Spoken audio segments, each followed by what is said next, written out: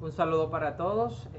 Quien les habla Sergio Zulbarán, acompañado de mi colega Jorvi Montillas. Hoy tenemos la oportunidad de grabar este podcast para interactuar sobre una temática del subproyecto Derechos Especiales.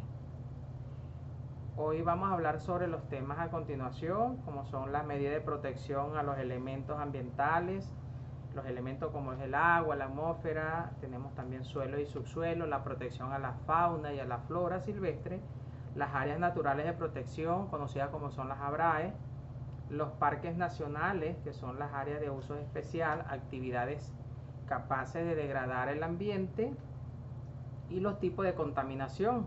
Asimismo, también estaremos hablando sobre el daño ambiental y la responsabilidad, los ilícitos ambientales, las infracciones administrativas, los delitos ambientales y sanciones, las funciones de la Guardería Ambiental, de la Guardia Nacional Bolivariana y también de la Fiscalía con competencias en materia ambiental. Partimos en primer lugar, del marco legal o el marco jurídico nacional de nuestra Constitución de la República Bolivariana de Venezuela, asimismo también de la Ley Orgánica del Ambiente, la Ley de la Ordenación del Territorio y además del Decreto 883 y otras normativas relevantes en materia ambiental. Mi compañero Jorvi, a continuación. Bueno, así es. Hoy hablaremos siempre en respaldo de la Constitución y las leyes ambientales para proteger el medio ambiente, ya que la protección del medio ambiente no es nada más un deber, es un deber moral y es un mandato legal. La Ley Orgánica del Ambiente desarrolla estos tipos de principios establecidos en la gestión ambiental. Debe ser sostenible, participativa y responsable ante la Ley Orgánica del Ambiente. Prevalece sobre otras normas en materias ambientales.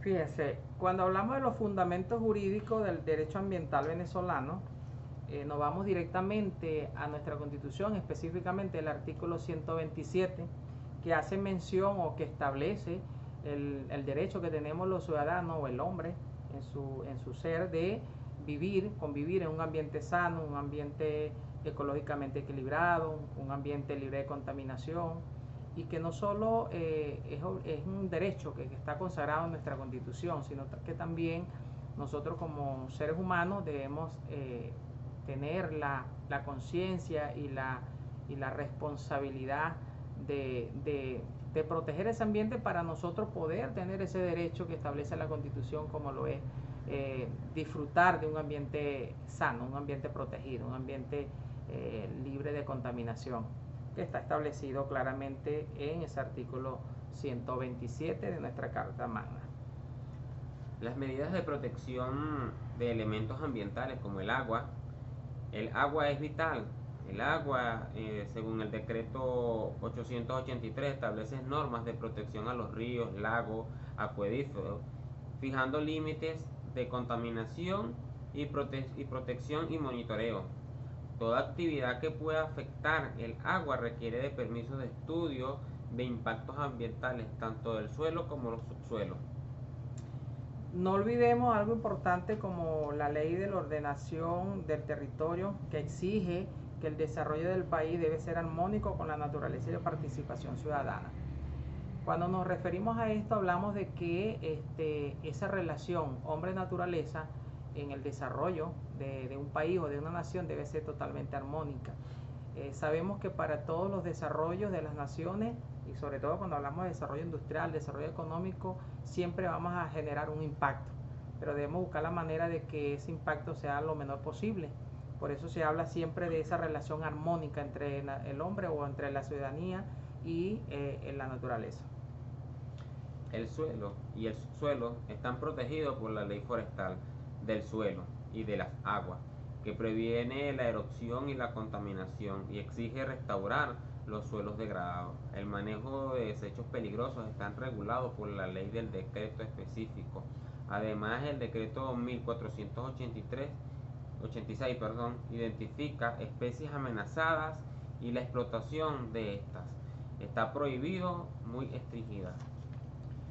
Fíjense, algo importante también cuando se refiere a lo que es la protección de la fauna y de la flora silvestre, la protección de la biodiversidad, que es también obviamente un derecho que está consagrado, o pues es ley que está consagrado en nuestra Constitución, que el Estado venezolano tiene la obligación de proteger la biodiversidad. Y precisamente cuando hablamos de esas especies, ¿no?, que están en peligro, hablamos también de que el ente, en este caso el Ministerio de Ecosocialismo, busca siempre de proteger a la biodiversidad. Es un derecho constitucional, un derecho que está establecido en la Constitución, pero precisamente por ser un derecho consagrado en la Constitución, se crean los mecanismos, como es el caso del Ministerio de Ecosocialismo, para buscar controlar, regular, preservar, proteger a la biodiversidad. Es importante también que tengamos en claro que dentro de nuestra flora y nuestra fauna silvestre tenemos diversas especies que la mayoría están en peligro. Otras son amenazadas, otras están en peligro de extinción, pero sí tenemos un gran número de especies que están en peligro. En los parques nacionales, la explotación de recursos está prohibida, salvo que la investigación o el turismo controlado. INPARQUE o el Ministerio de Ecosocialismo son los encargados de la gestión de vigilar estos tipos. Los tipos de contaminación reconocidos son como la atmosférica, que es la del aire, la hídrica, a las aguas, del suelo, residuos, sonora, a los ruidos, y visual, que es la deforestación del daño al medio ambiente. También tenemos lo que son las áreas naturales de protección, conocidas como son las ABRA y los parques nacionales, como tú lo decías. Estas áreas que son áreas de administración bajo régimen de administración especial, que son conocidas también como áreas protegidas, es donde nosotros conocemos o sabemos que estas áreas están totalmente prohibidas algunas actividades que puedan dañar estas áreas protegidas y por supuesto los monumentos. También decir que obviamente en el territorio nacional ocupan más del 60%, y allí juega un papel importante lo que es la guardería ambiental, porque son las que están a cargo de la supervisión, de la inspección y de la preservación de que estas áreas se mantengan, además de que ellas gozan con un decreto presidencial, están protegidas no solamente en la Constitución, también tienen un decreto presidencial. La ley orgánica del ambiente y la ley penal del ambiente prevén sanciones tanto administrativas como penales, hasta la clausuración de establecimientos por los delitos ambientales, como son la tala, el tráfico de fauna o la contaminación grave. Puede acercar hasta la prisión y otras sanciones severas. También la colaboración con el Ministerio de Ecosocialismo, INPARQUE y la Fiscalía del Ambiente participan en la atención de emergencias como incendios forestales. Hablando también de las actividades capaces de degradar el ambiente y el tipo de contaminación. Bueno, yo lo acabas de decir, lo que son la tala, la quema, todas estas actividades realizadas por el hombre obviamente tienden a generar daños y digamos que degradaciones al medio ambiente. Fíjate que la ley de los estudios de impacto, la ley nos exige que para todas estas actividades que se vayan a realizar se debe hacer o se debe realizar un estudio de impacto ambiental, que es lo que va a determinar qué tanto daño se puede hacer a la naturaleza o qué tanto daño se pueda causar allí en ese determinado espacio. Hablamos cuando tenemos, por ejemplo, actividades como son las grandes obras que tienen que ver con los urbanismos, las industrias, las minerías. Todas estas son actividades realizadas por el hombre que van siempre a causar o generar un impacto ambiental. Entonces la ley nos exige que para hacer estas actividades nosotros debemos realizar un estudio de impacto ambiental, que es lo que determina qué tan daño se puede hacer allí. Y tomar, obviamente, si es un impacto muy amplio, un impacto de gran significado, obviamente se evita o se prohíbe la realización de esas actividades. Por eso que siempre debe estar la ley de por medio. Y esto es importante también decir que esto también está consagrado en la Constitución. No solamente en las leyes especiales, sino también en la Constitución, que establece la obligación de proteger estos espacios, para lo cual amerita que se deben realizar los estudios de impacto ambiental. Trabajar junto con la Guardia Nacional y el Ministerio de Ecosocialismo son otros entes aseguradores que dan respaldo a que los daños causados al ambiente sean sancionados y que los culpables de estos daños sean sancionados con la restauración de ellos. Denunciar la práctica y defender el ambiente, porque la ley está de tu lado y el futuro del país depende de tu salud y de nuestro ecosocialismo. He de destacar también, por ejemplo, el daño ambiental y la responsabilidad. Cuando se producen daños ambientales, la responsabilidad es objetiva. Quien contamina debe reparar, debe restaurar.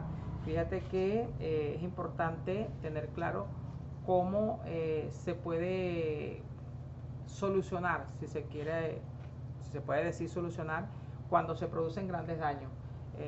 El Ministerio ha manejado estrategias, metodología, política de reparación, de restauración, incluso creado jornadas para digamos que para solventar, ¿no?, los daños que se han venido realizando. Trabajan, por ejemplo, cuando hay grandes degradaciones en los suelos, con los programas de reforestación. Cuando tenemos diversas especies en peligro, trabajamos con lo que es el criadero, ¿no?, y la reproducción de estas especies que están en peligro o que están siendo amenazadas.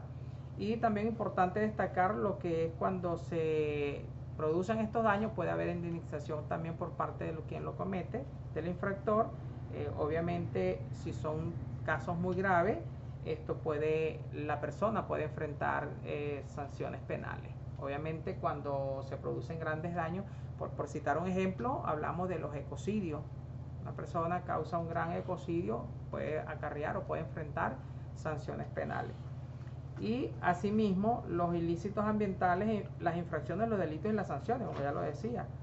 Todo aquel que cause grandes daños al ambiente puede estar incluidos en sanciones penales o indemnizaciones, o que tenga que realizar actividades o alternativas de reparación o de restauración a los daños realizados. Y ya para finalizar, algo importante que no hay que dejar de mencionar son las funciones de la Guardería Ambiental. Como ya lo decíamos hace poco, que la Guardería Ambiental cumple un papel fundamental en la preservación de todos estos espacios naturales, sobre todo de las áreas protegidas. Esto ha sido toda nuestra participación en este podcast. Agradecemos su atención y no nos queda más que decir que será hasta una próxima oportunidad.